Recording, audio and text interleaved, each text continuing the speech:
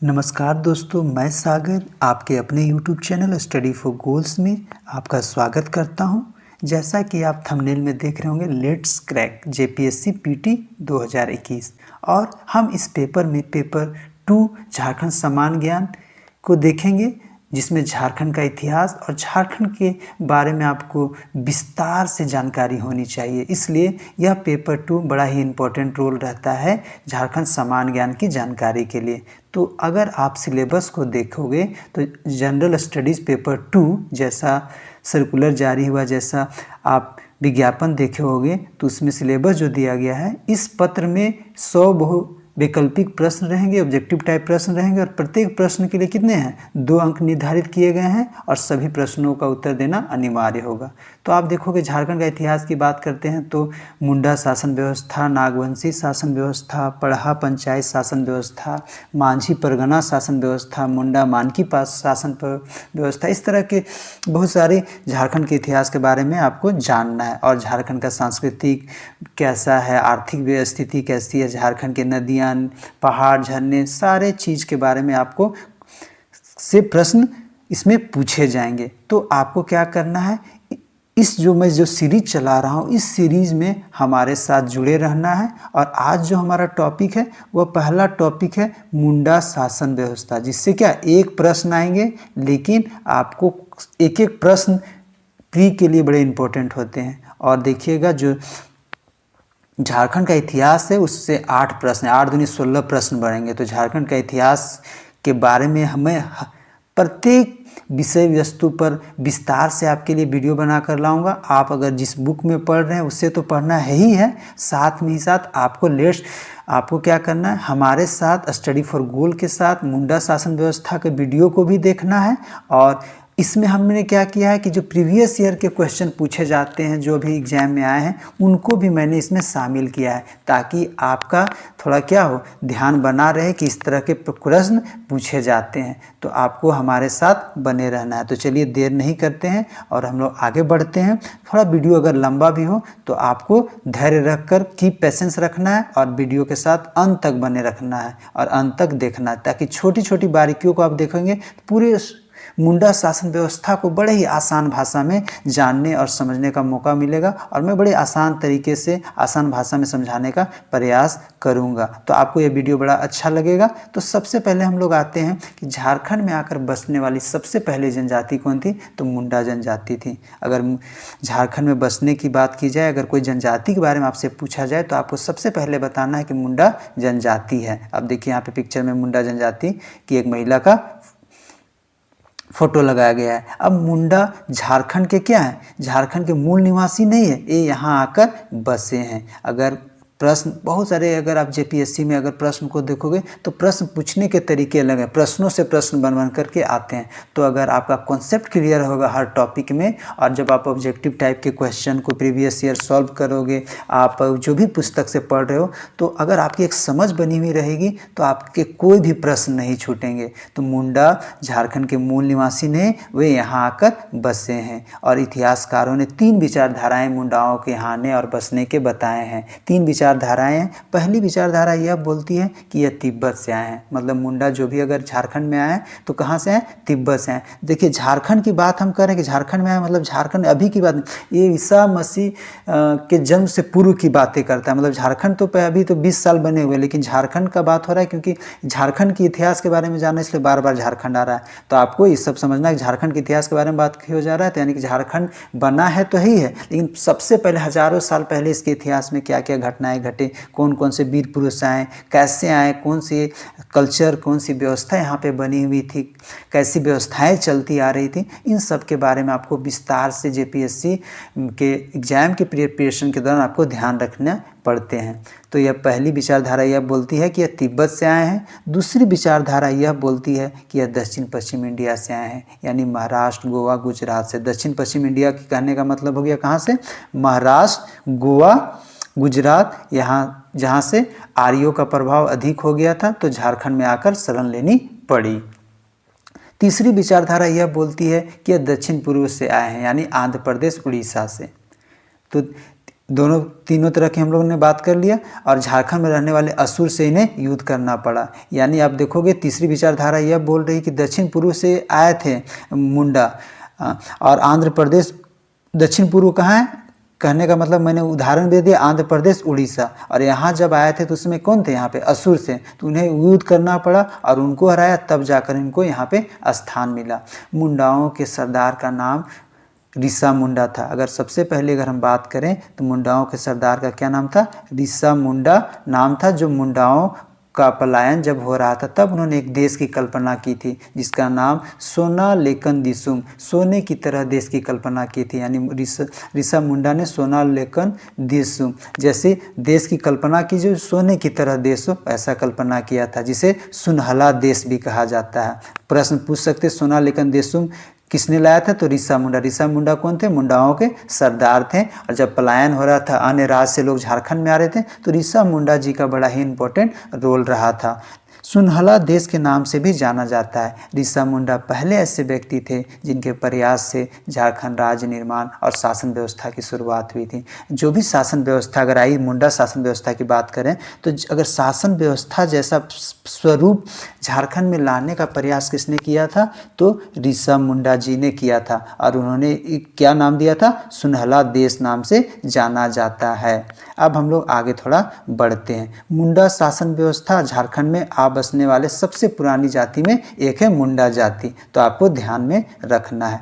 अब सुतिया नागखंड की स्थापना रासो मुंडा ने किया था। रासो मुंडा, मैंने स्टार्टिंग में बताया रासो मुंडा है, तो रासो मुंडा ने सुतिया नागखंड की स्थापना किया था। और सुतिया नागखंड को ही मुंडा शासन व्यवस्था कहा जाता है।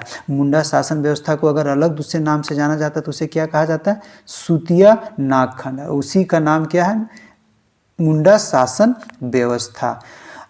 और सुतिया पहन के नाम से ही सुतिया नागखंड नाम रखा गया। यानी सुतिया पहन जिनका नाम था उन्हीं के नाम से सुतिया नागखंड नाम रखा गया। अब मुंडा शासन व्यवस्था की बात की जाए तो यह ईसा मसीह के जन्म से पहले की बात करता है। यानी इनका इतिहास बहुत ही पुराना और गौरवशाली रहा है। मुंडा शासन व्यवस्था सबसे पहली शासन व्यवस्था थी और इसका ईसा मसीह के जन्म से पूरा आया था। मैं बार बार रिपीट करता हूँ तो आपको ध्यान में रखना है ताकि आपका कॉन्सेप्ट क्लियर है। वीडियो एक बार में ना समझ में आए तो मेरी बातों को दोबारा से आपको सुनना है, लेकिन हर चीज़ को बारीकी से ध्यान रखना है। क्योंकि मैं यहाँ पे कैसे आ रहा हूँ कि मुंडा शासन व्यवस्था की शुरुआत कैसे हुई, किन किन पड़ावों से गुजरा, उन सब सारी चीज़ों के बारे में मैं बात कर रहा हूँ। मुंडा शासन व्यवस्था में 3 महत्वपूर्ण स्थल हैं। सरना स्थल पहला आता है। सरना स्थल में क्या होता है, सरना स्थल को पूजा स्थल भी कहते हैं। अखड़ा होता है जहाँ पे पंचायत, नाच गान और कुछ भी अगर लोगों को अगर एकजुट करना है, कहीं बैठाना है, तो अखड़ा में ही वो लोग अपनी बातों को, विचारों को वहाँ पे रखते हैं। और एक वहाँ पे नाम है शासन, यानी शमशान घाट को कहा जाता है, जिसे पत्थर शिला या शासनी दिरी के नाम से भी जाना जाता है। देखिएगा शमशान घाट में पत्थर गढ़ी का नाम आपने खूब सुना होगा झारखंड में। तो क्या होता है कि शमशान घाट इनमें बहुत पवित्र ये लोग मानते हैं। और जब भी साल में वहाँ पे जाते हैं और क्या करते हैं, वहाँ पे पत्थर गढ़ी का भी निर्माण किया जाता है, उसको शासन दिरी के नाम से जाना जाता है। बहुत सारे अगर प्रीवियस ईयर के क्वेश्चन आप पलट के देखोगे तो वहाँ पे आपको मिलेंगे कि शासन का अर्थ बताएं। तो शासन मतलब क्या होता है, शमशान घाट, पत्थर शिला या उसे शासन दिरी के नाम से जाना जाता है। तो ये बड़ा ही वेरी इंपॉर्टेंट क्वेश्चन है, इसको आपको ध्यान में रखना है। सरना स्थल, अखड़ा और शासन। शासन दिरी का मतलब होता है पत्थर। अखड़ा में जमावड़ा को गिती योड़ा कहा जाता है। मुंडा शासन व्यवस्था में अखड़ा में जो जमावड़ा होता है उसको क्या कहा जाता है, गिती योड़ा। आपको याद रखना है इस बात को। मुंडा शासन व्यवस्था का नाम क्या, देखिए बहुत बार क्या होता है कि हम लोग मुंडा शासन व्यवस्था में अगर मुंडा आ गया, उरांव शासन व्यवस्था में पढ़ा पंचायत आता, हो में मुंडा मान किया आता, तो हम लोग कंफ्यूज कर जाते हैं। कभी कभी क्या होगा कि मुंडा शासन व्यवस्था को ही लोग पढ़ा पंचायत मान लेते हैं। देखिए आदिवासी में बहुत सारी भाषाएं हैं ना, और भाषाएं के साथ साथ क्या है वहाँ पे, तो आप देखिएगा कि उपजातियाँ भी, जैसे मुंडा, उरांव, हो, संथाली। तो यहाँ पे मुंडा शासन व्यवस्था में मुंडा शासन व्यवस्था का नाम क्या है, उससे कहा गया है क्या, मुंडा कहा गया है। और उरांव शासन व्यवस्था में उसे क्या कहा जाता है, पढ़ा पंचायत कहा जाता है। और हो में मुंडा मानकी के नाम से जाना जाता है। तो मुंडा शासन व्यवस्था में बात करेंगे तो सिर्फ मुंडा आएगा। उरांव शासन व्यवस्था में आएंगे तो पढ़ा पंचायत आएगा। जब हम आगे के वीडियो बनाएंगे और पढ़ा पंचायत के बारे में बात करेंगे तो विस्तार से इसमें बात करेंगे। हो में आएंगे तो मुंडा मानकी के बारे में बात करेंगे। तो अभी आपको बस इतना ध्यान रखना है कि मुंडा शासन व्यवस्था का नाम मुंडा आता है उसमें, तो मुंडा शासन व्यवस्था हुआ। अब आगे बढ़ते हैं। देखिए मुंडा जनजाति की वेशभूषा पिक्चर के माध्यम से आप देख सकते हैं। अब मुंडा शासन व्यवस्था में खूंट का मतलब क्या होता है, एक देखिएगा शब्द आपको मिलेगा जब आप पढ़ोगे तो खूंट बार बार आएगा। तो खूंट का मतलब होता है परिवार, यानी कि एक परिवार जैसे माता पिता और उसके अविवाहित बच्चे से परिवार की परिभाषा है। तो खूंट मतलब परिवार हुआ। और खूंट कट्टी का अर्थ होता है जमीन फसल उगाने लायक। हम आपको जानकारी के लिए बता दें, जब मुंडा लोग यहाँ झारखंड में आए थे तो क्या था, जंगलों से पूरा घिरा हुआ था, चारों तरफ जंगल ही जंगल, जंगल झाड़ पूरा था। तो जब उस समय आए थे ईसा मसीह के पहले से जब वो यहाँ पे आए थे पूरा जंगल था, तो उन्होंने क्या किया था, जंगल को काट के यहाँ पे रहने लायक जगह बनाया, और रहने लायक बनाया जगह तो वहाँ पे फसलें उगाना शुरू किया। तो उसका नाम उन्होंने दिया था खुटकट्टी। और खुटकट्टी का अर्थ ही होता है ज़मीन में फसल उगाने लायक ज़मीन। अब आते हैं, आगे बढ़ते हैं। खुटकट्टी गांव मतलब हातू, अपने हातू का नाम सुना होगा, जैसे सोना हातू, बरियातू, उली हातू, जहाँ पे बिरसा मुंडा जी का जन्म हुआ था। तो खुटकट्टी गांव मतलब खुटकट्टी गांव हो गया, मतलब उसका मतलब होता है हातू। हातू जैसे ही आपके माइंड में आ रहा है या कहीं भी आप देख रहे हैं तो समझना है कि मुंडा मुँह से क्या कहा जाता है, गाँव कहा जाता है। और मैंने उदाहरण के लिए आपको बताया होगा कि झारखंड में बहुत सारे गाँवों का नाम हातू अंत में जरूर होते हैं, तो समझना हातू मतलब गाँव। अब आते हैं मुंडा आदिवासियों में ग्रामीण देवता का क्या नाम है, तो वहाँ पे हातू भोंगा उन्हें कहा जाता है। मुंडा आदिवासियों में ग्रामीण देवता जो होते हैं, क्योंकि हम जानते हैं कि आदिवासी सरना धर्म या वहाँ पे वो लोग जो मानते हैं गांव में जो देवी देवता को पूजा किया जाता है, पत्थर पेड़ पौधे को ही ज़्यादा वो लोग पूजा करते हैं। तो वहाँ पे उनका जो गांव देता है उनसे उन्हें हातू भोंगा के नाम से जानते हैं। और गांव के प्रधान को क्या क्या नाम दिया गया, हातू मुंडा। लेकिन अभी हटा के हातू को हटा दिया गया और उन्होंने क्या किया, मुंडा बस रखा है। तो गांव के प्रधान का नाम है हातू मुंडा के नाम से भी जाना जाता है। खूट बताया था परिवार, हातू गांव, पट्टी पढ़ा, और राज मतलब राजा। मतलब मुंडा शासन व्यवस्था 4 स्तरीय है। समझ में आ रहा है ना कि मैं यहाँ पे क्या बात कर रहा हूँ कि मुंडा 4 स्तरीय है। तो खूट परिवार को आपको यहाँ पे भूल जाना है। हम मेरा पहला नंबर क्या आ जाएगा, पहला नंबर मेरा आ जाएगा, 1 नंबर में आ जाएगा हातू, पट्टी आ जाएगा दूसरा नंबर में, और तीसरा क्या हो जाएगा पढ़ा, और चौथा हो जाएगा राजा। तो ये 4 है। मुंडा शासन व्यवस्था 4 स्तरीय है। हातू गांव, पट्टी ग्राम पंचायतों को मिलकर, ग्रामों को बहुत सारे गांवों को मिलाकर बनाया जाता है, पढ़ा कई गांवों का समूह मिलाकर बनाया जाता है। और उसी के बाद जो बनता है कई गांवों को मिला के जब बनाया जाता है, 15-20 गांवों को मिला के, तो वो राज बन जाता है। और राज को ही उसका प्रमुख क्या होता है, राजा होता है। हम लोग देखेंगे आदिवासी शब्द 2 शब्दों यानी आदि और वासी से मिलकर बना है। अब मैं मुंडा भाषा की बात कर रहा हूँ और आदिवासी इसलिए मैं लेकर आ रहा हूँ क्योंकि मुंडा कहाँ से आते हैं, आदिवासी के ही से हैं। तो आदिवासी शब्दों को भी आपको थोड़ा जाना, आदि और वासी से मिलकर बना। इसका अर्थ होता है मूल निवासी। लेकिन मुंडावासी तो मूल निवासी नहीं थे, वे बाहर से आकर बसे थे। लेकिन आपको जानकारी के लिए थोड़ी जानकारी आपकी होनी चाहिए। जब भी आप मुंडा हो, संथाली, उपजाति या जितने भी आप जाति के बारे में जान रहे हैं तो आपको जानकारी होनी चाहिए कि भारत की जनसंख्या का कितना 8.6% यानी कि 10 करोड़ जितना एक बड़ा हिस्सा आदिवासियों का है। पुरातन लेखों में आदिवासियों को आत्विका और वनवासी भी कहा गया है संस्कृत ग्रंथों में। देखिए क्योंकि वे लोग वन में रहते थे, आत्विका के नाम से जाना जाता था, और संस्कृत ग्रंथों में इनका उल्लेख भी है। महात्मा गांधी ने आदिवासियों को गिरिजन या पहाड़ पर रहने वाले लोग कहकर पुकारा था।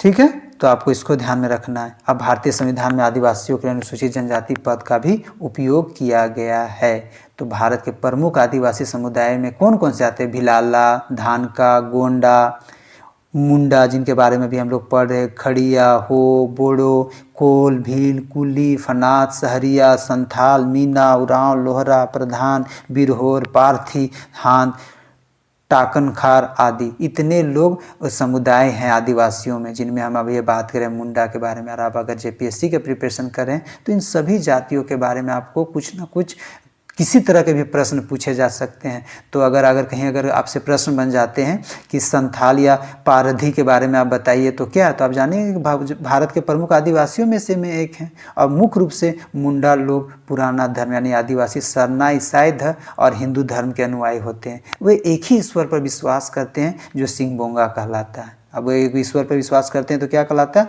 सिंह बोंगा के नाम से जाना जाता है।